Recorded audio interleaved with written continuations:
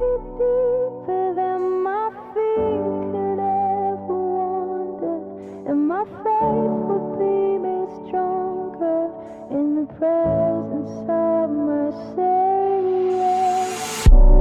Spirit, lead me where my trust is without border. Let me walk upon the water wherever you would call me. Take me deep. Palavra de Deus, quero te convidar. Estamos acertando aqui, eu prefiro ficar em pé. A gente estava fazendo mais sentado esses dias, e era muito gostoso, mais confortável, para tentar fazer uma associação, inclusive com você, em casa, né, da forma que você está. Segundo o Gabriel aqui, ele assiste o culto, às vezes de coberta, né, Gabriel ali, na paz, né. Eu espero que você não faça igual o Gabriel. Ele falou agora, já que eu estou com o microfone, Luiz, eu vou ter que dedar ele, né, que ele às vezes assiste os cultos, e ele começa no culto assistindo, e acorda no amém do culto. É isso, Gabriel? Não, não é? Não. Espero que você também não faça isso, tendo tanto conforto na sua casa, tá? Mas eu espero que você participe com a gente da palavra, do momento dos cânticos, em tudo. Nesse tempo que a gente está vivendo, tem sido muito bom. E a gente está falando sobre lidando com o passado. E lidar com o passado não é algo tão comum, não é algo tão fácil da gente fazer, ou da gente falar, ou da gente compartilhar e ensinar. Inclusive, depois que a gente começou a falar sobre isso, a gente encerra hoje essa série Lidando com o Nosso Passado.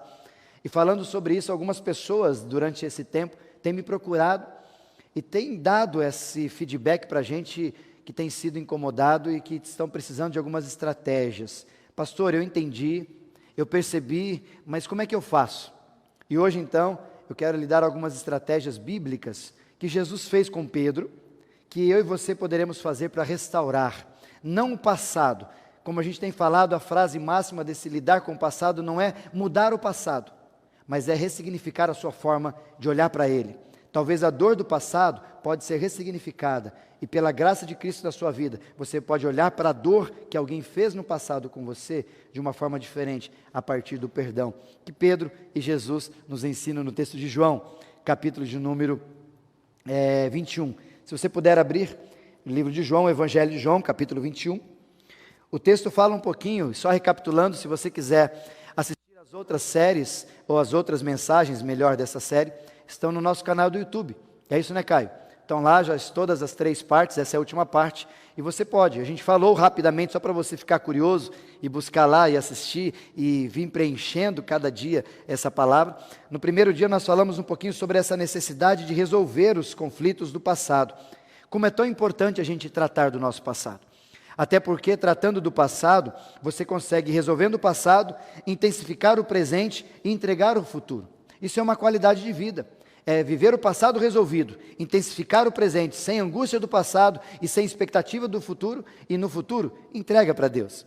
E aí nós falamos qual a necessidade, porque nós temos Satanás como acusador, que diante do teu passado que ele conhece, não é bruxa de Blair, tá? Não é, eu sei o que você fez no verão passado, mas Satanás sabe tudo o que eu e você fizemos. E se ele não foi resolvido, a legalidade que se dá, a gente falou isso na primeira vez, a Satanás fica te acusando e apontando o dedo sobre você. Se você quer entrar um pouco mais nesse texto, quando a palavra de Deus, Jesus diz muito claro, quem me negar diante dos homens, eu negarei diante do Pai. O que Pedro fez? Negou. Por isso que era tão importante tratar disso, para livrar da mão de Satanás e trazer de volta ao senhorio de Cristo a vida de Pedro. Você escutando lá, você vai aprender um pouquinho mais sobre isso. O segundo fato sobre essa semana que nós falamos, é porque você precisa fechar ciclos.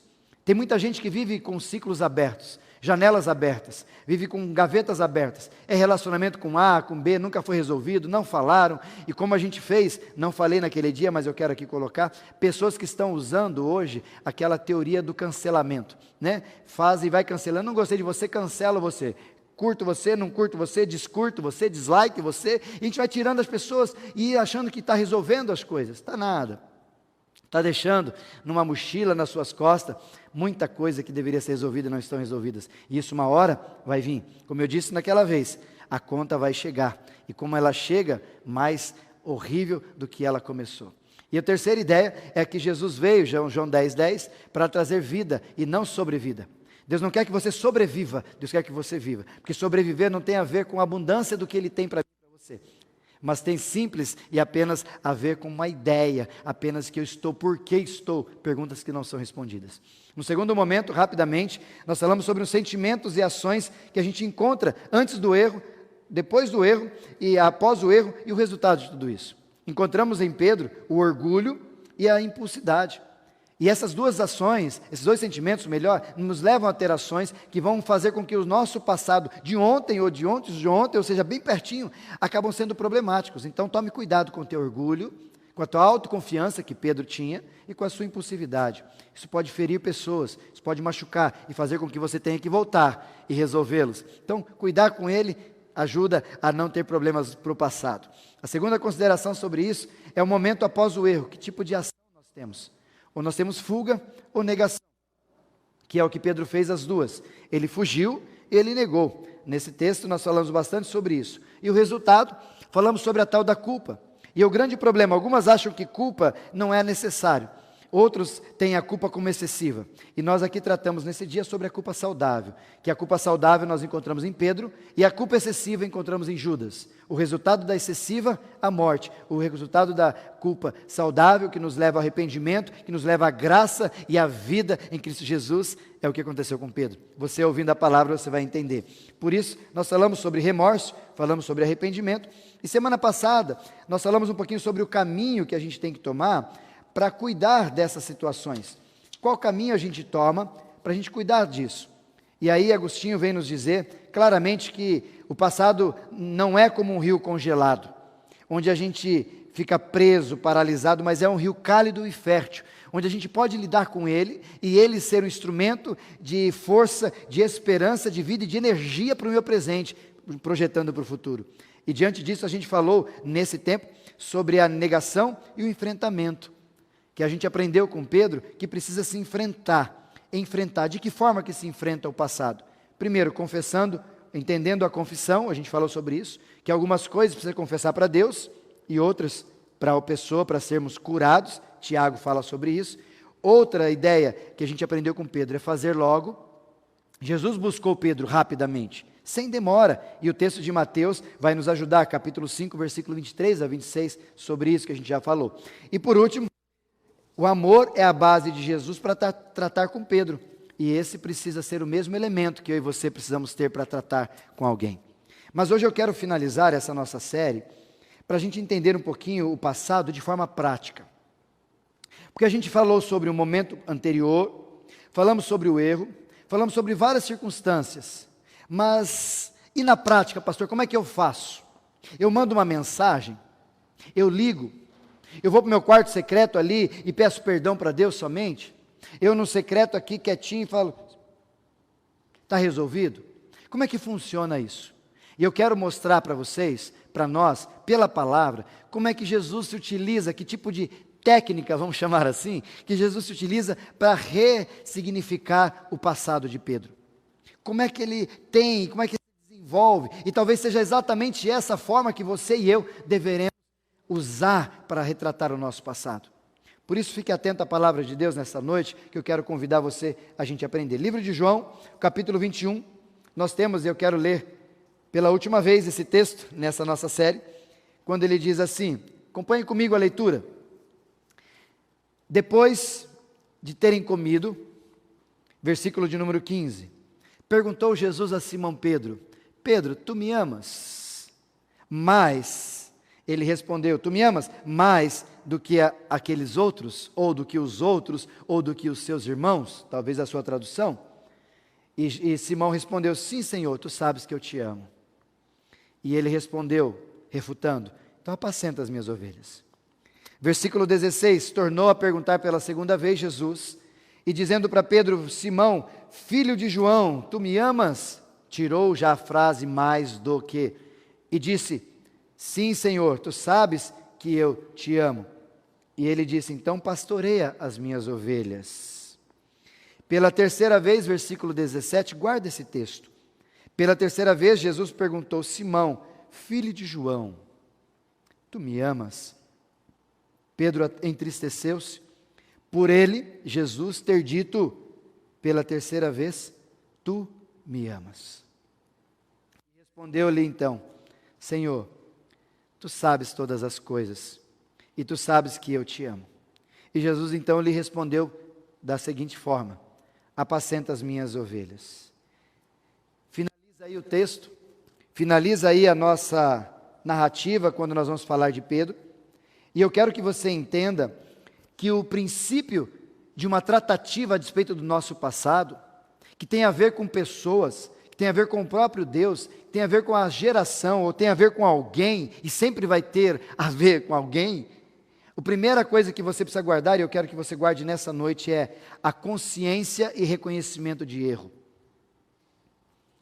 Eu não sei se você é assim, mas eu conheço muita gente que não assume os erros.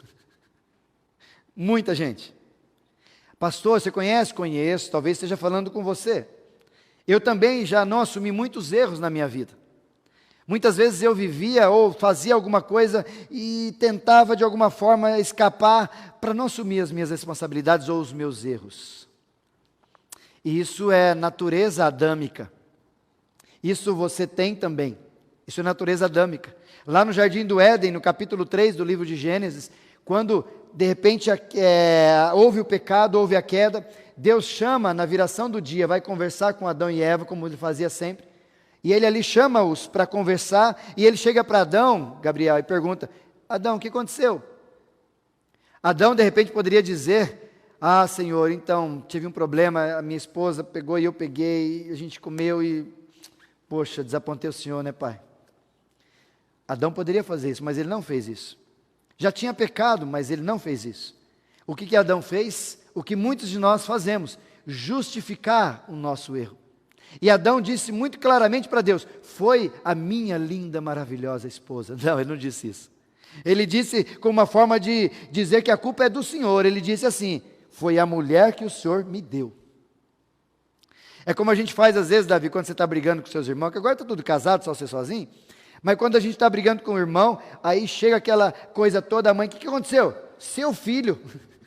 A gente não fala meu irmão, fala o seu filho. Ou quando o pai, a esposa e a esposa vão falar do filho, é seu filho. Ué, mas não é seu não? Sumiu, não é mais seu, agora não é mais seu, acabou o filho dos dois.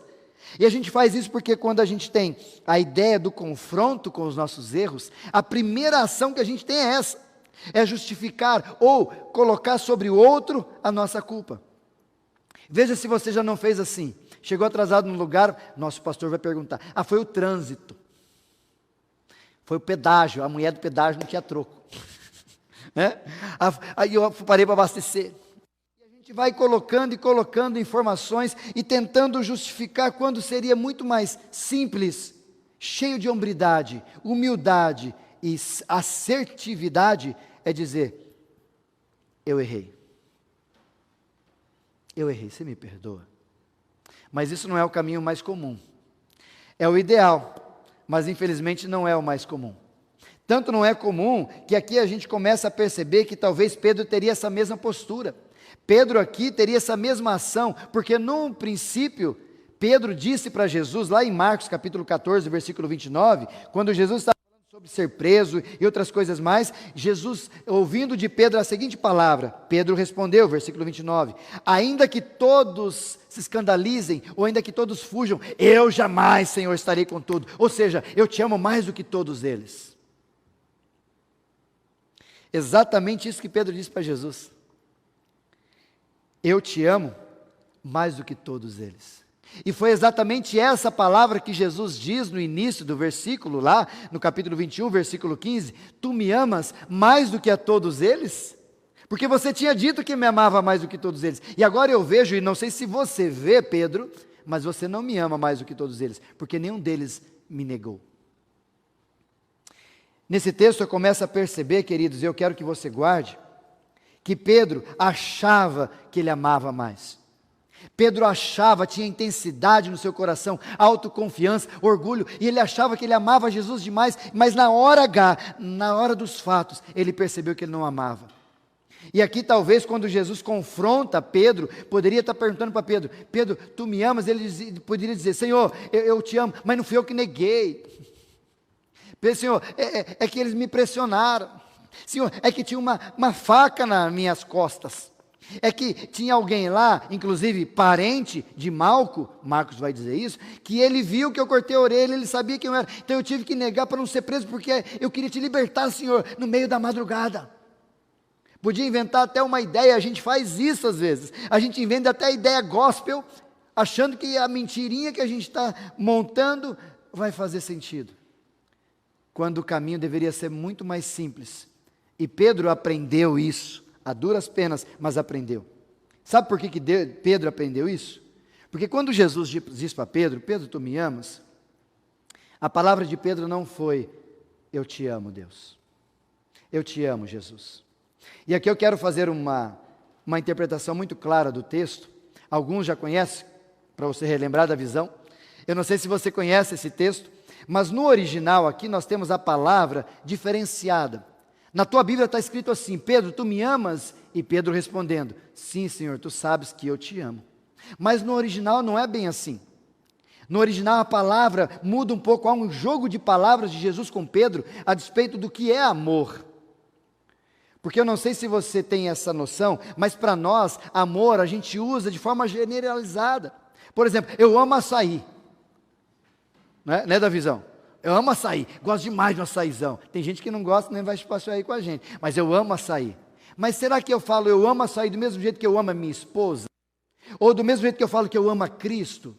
Você sabe que não é o mesmo tipo de amor. Mas quando você lê na Bíblia, a gente só lê a palavra amor. Por isso eu quero te apresentar, se você não conhece ainda, ou relembrar, se você conhece, 4 formas de amor no grego. Amor ágape, que é o primeiro, que é o amor de Deus para com a gente. Porque Deus amou o mundo, esse amou, porque Deus agapau, Ele amou, a expressão ali agapau, ágape, amou o mundo. A segunda expressão é eros, que é um amor com relação ao que eu tenho por alguém. Eu, antes de casar com a minha esposa, eu tive esse tipo de sentimento. Eu fiquei encantado, vem da raiz da palavra erotismo. A outra palavra para amor é filéu, que não é um amor, é um gostar. Talvez ele é muito próprio quando a gente entra no Facebook e você vê um negócio legal e você dá um like. Você gostou ou você curtiu. Talvez seja esse o filéu. E o quarto e último é o storge, que é o amor de família. Que é o amor que eu terei pelos meus filhos e os meus filhos por mim, que não tem eros, não tem filéu, mas é um amor de filho para pai, de mãe e aquela coisa toda entre nós. E aqui nesse texto, só para você entender, quando Jesus chama Pedro para um diálogo, ele diz assim para Pedro, no original, Pedro, tu me agapau? Tu me ama com amor que você sabe que só vem da minha parte? Pedro chega para Jesus e responde assim, Senhor, tu sabes que eu só te filéu. Deu para entender? A primeira vez que Jesus pergunta para Pedro se ele ama é com o verbo agapau. Agapau. Verbo não, com a palavra, verbo não. O amor não é verbo, apesar de ser verbalizado, apesar de ser um verbo de exercício, mas não é o verbo. Tu me amas, agapau?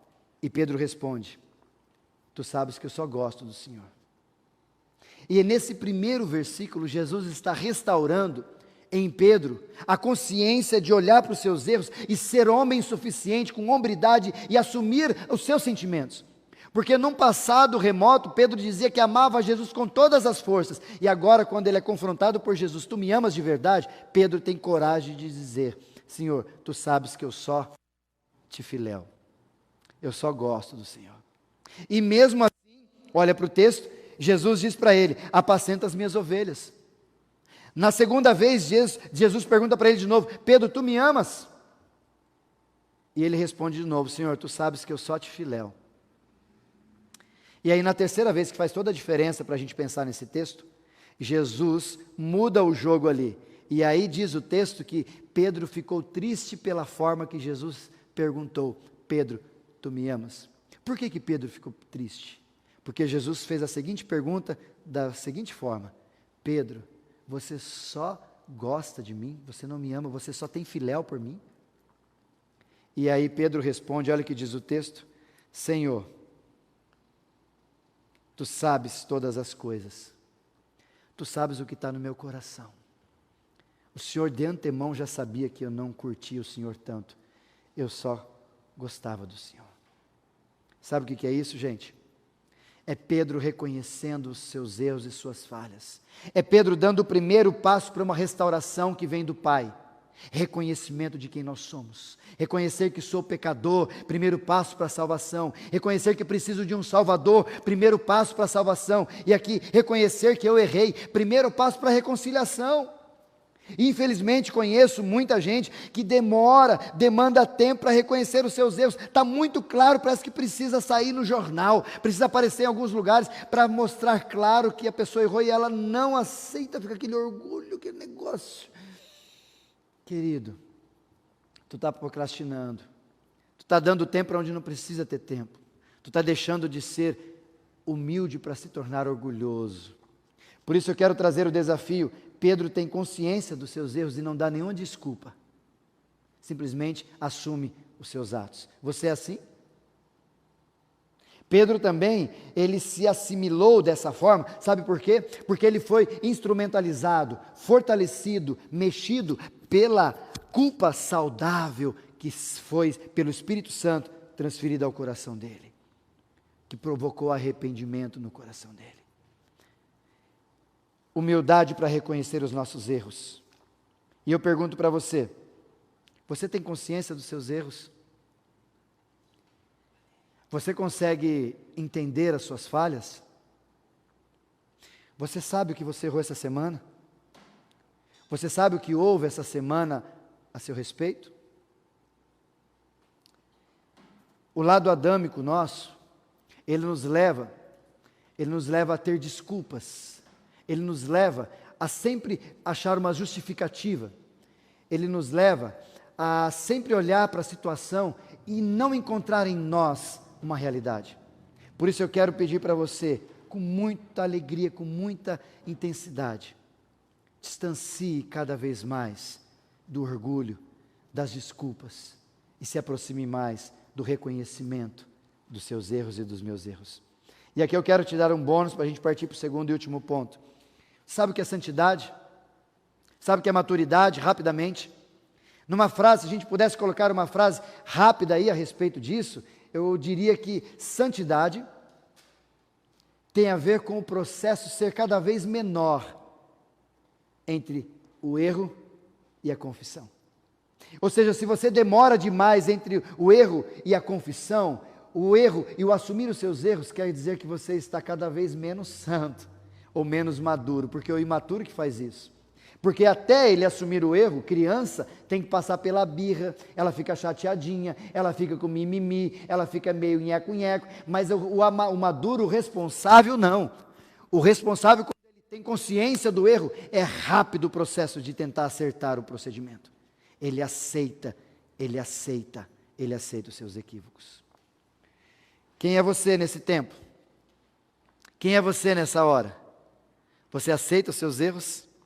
Aceita as suas falhas? Você tem dificuldade em assumir? Você tem mais facilidade em dar desculpas? Ou você consegue, como Pedro, dizer: Senhor, eu só gosto do Senhor. O Senhor sabe de todas as coisas e sabe que eu só gosto do Senhor. E o segundo momento que eu quero que você guarde aqui, de uma forma muito mais prática, é a gente caminhar por aquela ideia que eu disse semana passada, que não dá para apagar o passado.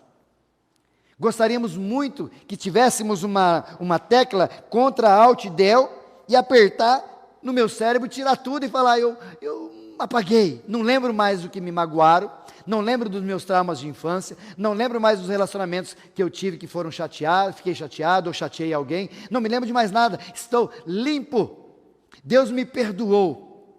Ele sim, Ele diz que Ele joga os nossos pecados no mar do esquecimento.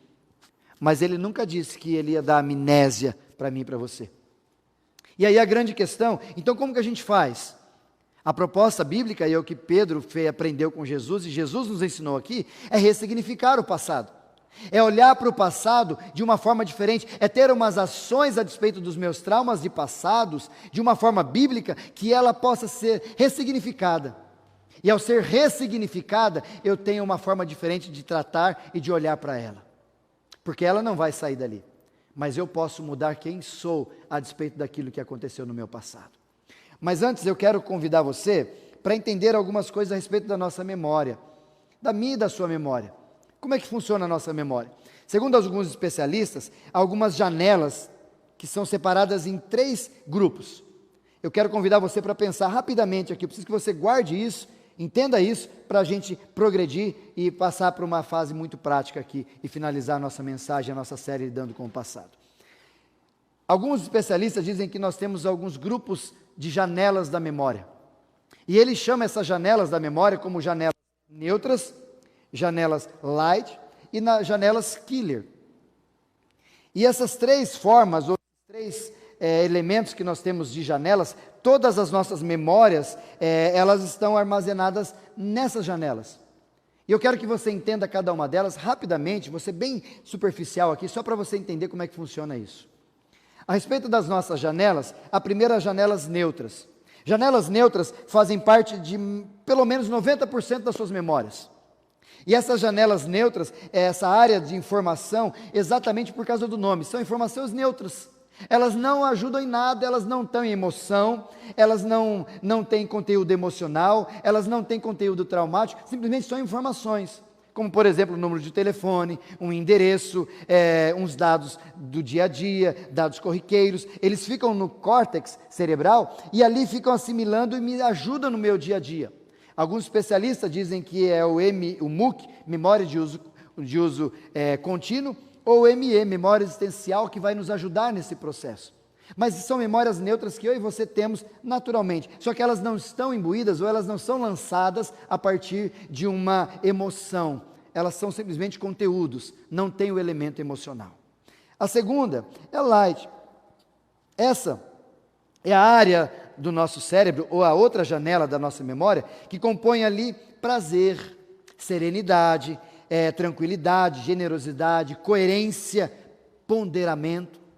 E todas essas ações, elas têm por nome light, porque ela tem a ideia de luz, de iluminar. Quando ela é acessada, quando o gatilho vem para a memória ou para a janela light, ela aciona e nos leva a ter uma serenidade a partir das decisões. Vou usar um exemplo aqui para você entender. Quando de repente você quer comprar alguma coisa, e eu preciso comprar e eu não tenho dinheiro, eu tenho dinheiro, eu fico naquela ideia de comprar rapidamente, é acionada a minha memória light nessa janela e ela joga para mim uma serenidade dizendo, você não tem dinheiro, você não vai poder, porque ela começa a jogar para a gente essas ideias, essas memórias e eu acabo tendo consciência e melhoro a minha decisão a respeito daquele momento. Mas a terceira e última aqui é a janela chamada janela killer, que também na sua tradução em inglês é chamada de assassino. E essa janela é a área que tem um conteúdo emocional angustiante. É onde está localizada as nossas fobias, onde está localizada as tensões, um momento depressivo, compulsivo, ou seja, todas aquelas coisas muito desagradáveis que eu e você vivemos, é ali que é armazenada. Alguns chamam esse lugar de favela da memória, um lugar ruim, um lugar mau, um lugar onde não se dá para tirar coisas boas. Mas a expressão mais coloquial seria killer, porque como assassino que ela acaba bloqueando, assassinando as outras memórias e não permitindo que haja uma sanidade da light ou uma neutralidade da outra memória e apenas aquela tensão e trauma que veio da killer abastece sobre você. Vou usar um exemplo, se você tem um trauma de uma barata, tem amigos que têm trauma de barata, não pode ver um barata que fica mal, fica ruim, fica paralisado. O que acontece? Talvez lá na killer você teve um trauma no seu passado, em algum lugar, e esse trauma acionou ali, e você, quando vê uma barata, você não consegue ter consciência de que se você fizer assim com o pé, mata. Porque a light que daria essa sanidade, está bloqueada. A neutra que fala que ela não existe, também está bloqueada. Porque a killer que está comandando, assassinou todas as outras, administrando, tomando a frente e fazendo com que você se torne refém dela, de um assassino.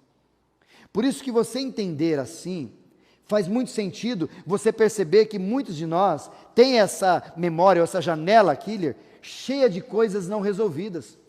E aí, a partir dessas ações não resolvidas, os gatilhos do meu e do seu dia a dia, como os nossos sentidos, como o olfato, o paladar, a visão, a audição, ou mesmo o tato, nos levam para o gatilho da memória killer ou da janela killer e nos traz à memória aqueles momentos terríveis e traumáticos que a gente tem. Como, por exemplo, esses dias eu estou conversando com uma pessoa e ela dizendo para mim que ela tem um problema com uma pessoa que, não com ela, mas com um passado com alguém, que aquela pessoa, quando ela pegava nela, ou seja, pelo braço, não sei onde, mas a hora que pegava, pelo jeito daquela pessoa pegar, acionava, gatilhava a killer dela, que acionava lá atrás e trazia uma agressão no passado de alguém que ela amava demais. E a pessoa que pegou nela não queria agredi-la, simplesmente só pegou. Mas por causa dos gatilhos, dos traumas não resolvidos, que são acionados, eles vêm à memória e a gente fica remoendo isso, remoendo todo dia. Por isso que eu quero que você entenda sobre isso, porque Jesus sabia desse transtorno todo, dessas memórias, janelas na vida de Pedro, e sabia que Pedro ia ter um problema gravíssimo a partir da sua conversão, ou do relacionamento com Jesus, se toda vez que Pedro ouvisse um galo cantar, o que viria à mente de Pedro?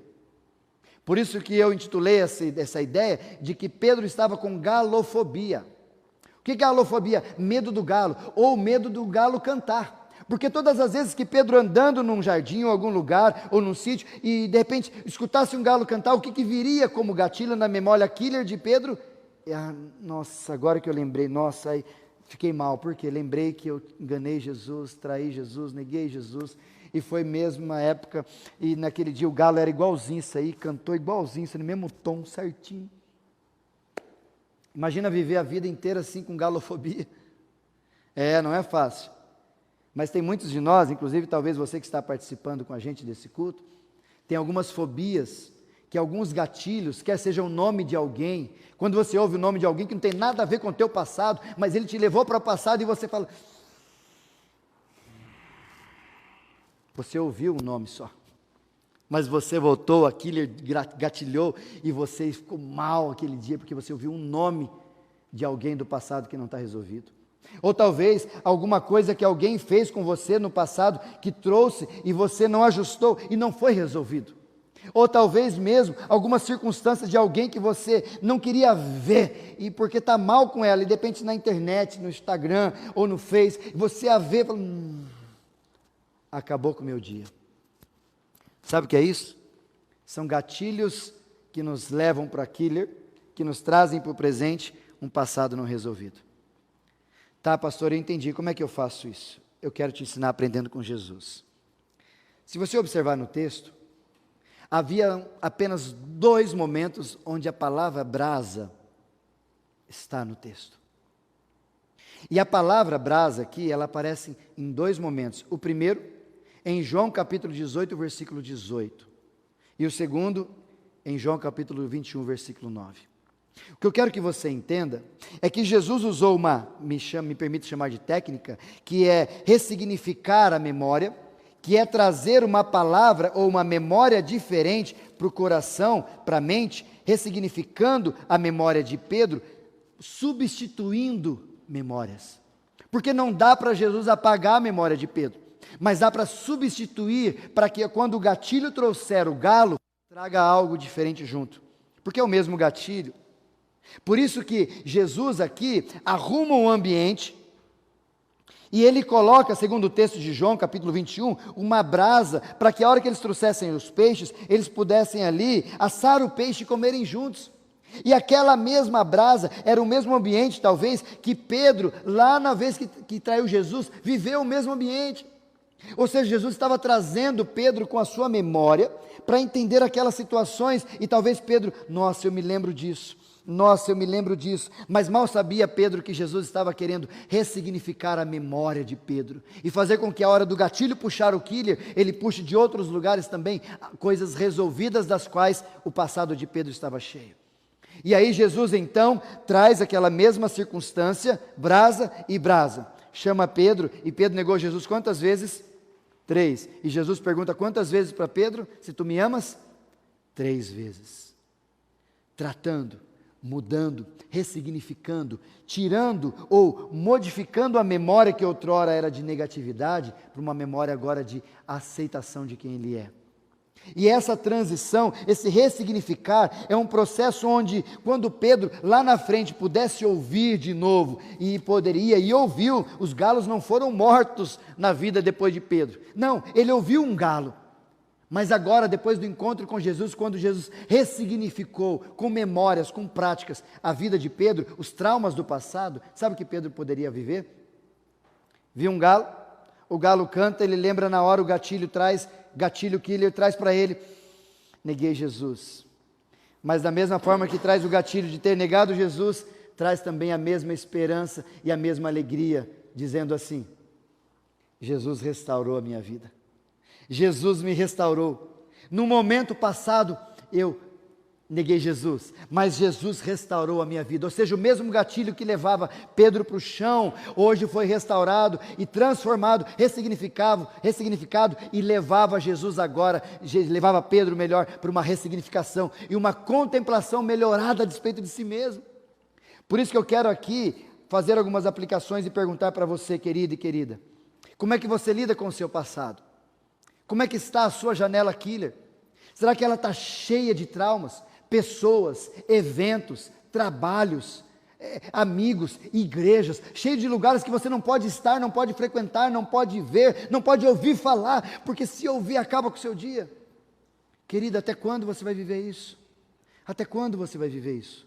Você precisa substituir essas memórias, trocá-las, não tirá-las, mas a hora que você substituí-las ou ter uma consciência delas, você vai poder moldá-las e quando o gatilho acioná-las, você vai poder dizer, eu já resolvi esse problema, eu já resolvi esse problema, assim como Jesus resolveu a questão do trauma de Pedro, você também poderá viver assim.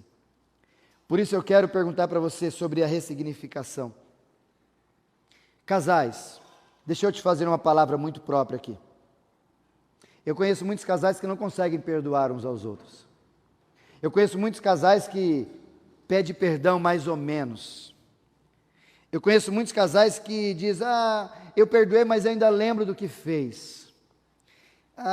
Eu perdoei, mas eu não consigo esquecer. Eu quero finalizar lhe dando uma dica muito prática para você fazer. Eu disse isso para uma pessoa, fez muito sentido. E foram restaurados pela graça de Deus.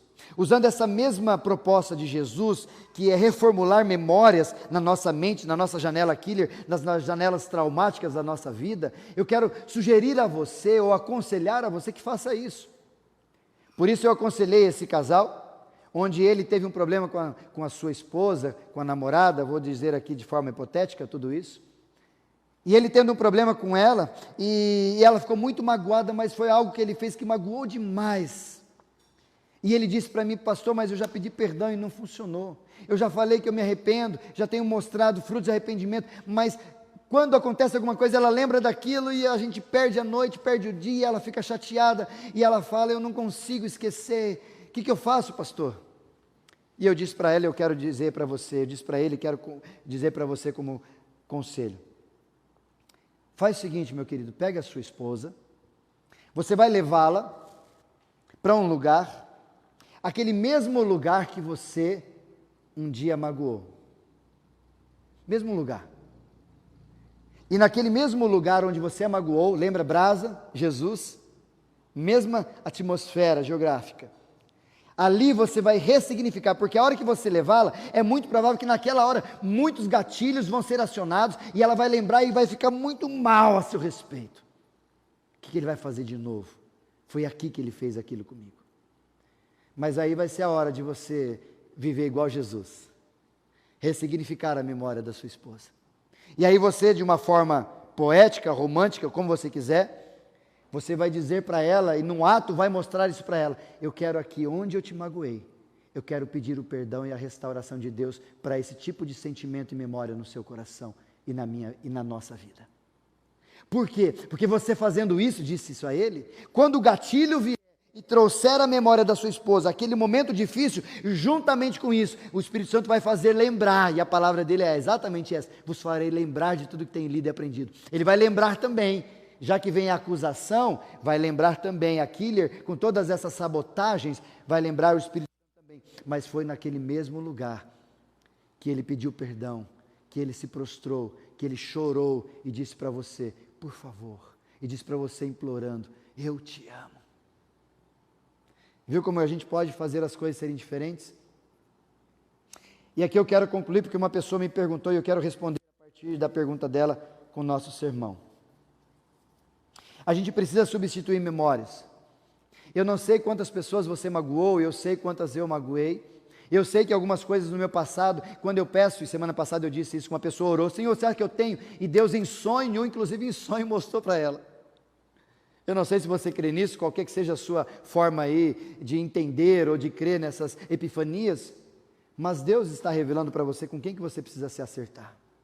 Talvez é seu cônjuge, talvez é seu filho, talvez é sua esposa, talvez são seus pais. Eu não sei com quem que você está desalinhado, e Deus hoje está dizendo para você, a gente precisa substituir memórias, e você precisa fazer isso. Eu quero lhe dar um conselho, faça isso sem demora, porque tanto você quanto o outro precisam estar libertos disso. Mas pastor, e aí que vem a grande dúvida, pastor, mas a pessoa não está, eu não consigo achar, ela já morreu, como a pessoa disse para mim. E aqui com muita tranquilidade eu quero dizer isso para você. Não tem a ver com reencarnação, não tem a ver com nada. A palavra de Deus diz em Eclesiastes que aqueles que já faleceram não conhecem nada, não tem nada com nada, já não sabe o que tem aqui, não sabe o que tem lá, não ouvem, não tem como acessar esse tempo. É simples assim, é claro e fato, segundo a palavra de Deus. E um pastor amigo meu me orientou nessa expectativa. Ele disse, escreva uma carta pedindo perdão. Não como se estivesse falando para ela, mas falando para o teu coração a respeito das memórias que você tem para que você as substitua. E eu dei essa sugestão também e tenho prosseguido assim. Mas se você pode, chama quem você magoou. Se você pode, leve-a para fazer uma mudança das memórias dessa pessoa. Para que quando os gatilhos acionarem a killer, não venha só um assassino que bloqueia, mas vem o Espírito Santo que traz graça e restauração para essa cena. E aí você pode olhar para ela ressignificada. Você pode olhar para ela sem dor. Ela pode até ser difícil no instante, mas porque a graça de Jesus, onde abundou o pecado, superabundou a graça, vai fazer toda a diferença na sua vida. Por isso eu te pergunto, querido, seu passado não precisa ser uma prisão para você. Não precisa ser um rio congelado. Ele pode ser algo diferenciado a despeito do que você vai fazer a partir disso, com toda essa sua informação. Seus erros podem ser consertados. Você pode pedir perdão. Eu posso, tenho feito isso. Quanto menor o tempo, mais humildade e mais santidade eu e você estamos vivendo. O passado não é mudado, é verdade, mas ele pode ser ressignificado. Que tal então a gente imitar Jesus quando ele tratou com Pedro do seu passado?